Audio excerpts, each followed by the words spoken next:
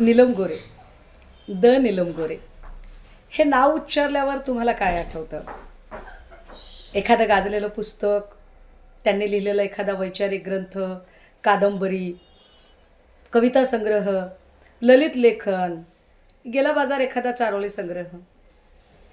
नाही, साहित्य संमेलनामध्ये साहित्यिक म्हणून त्यांची मुलाखत घेतली गेली, म्हणून मी आपलं सहज बोलतीये.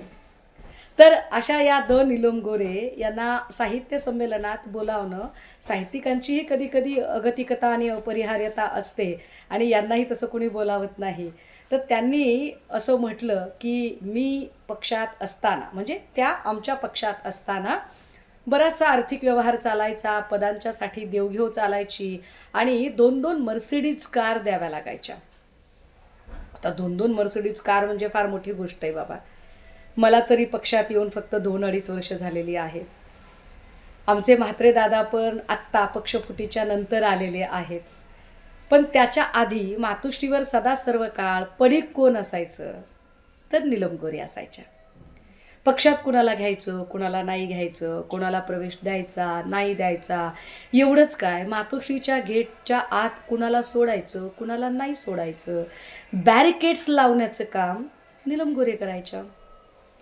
त्यामुळे 18 महिने 13 त्रिकाळ मातोश्रीवर पडीक असणाऱ्या नीलम गोरे यांना हा आर्थिक व्यवहार जास्त चांगला माहीत असेल.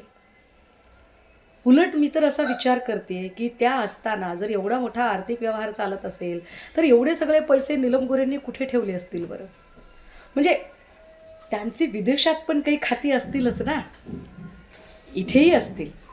कारण नीलम गोरे म्हटलं की मला काही पुस्तकं किंवा त्यांची गाजलेली सभा, एखादं गाजलेलं आंदोलन असं काहीच आठवत नाही.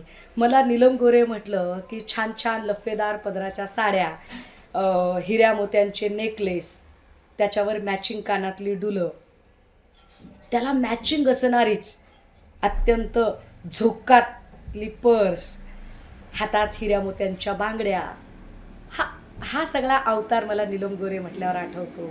त्या नीलम गोरेंना या सगळ्या आर्थिक व्यवहाराबद्दल जास्त चांगलं माहिती असेल, किंबहुना त्याच्या पहिल्या लाभार्थी नीलम गोरेच असणार.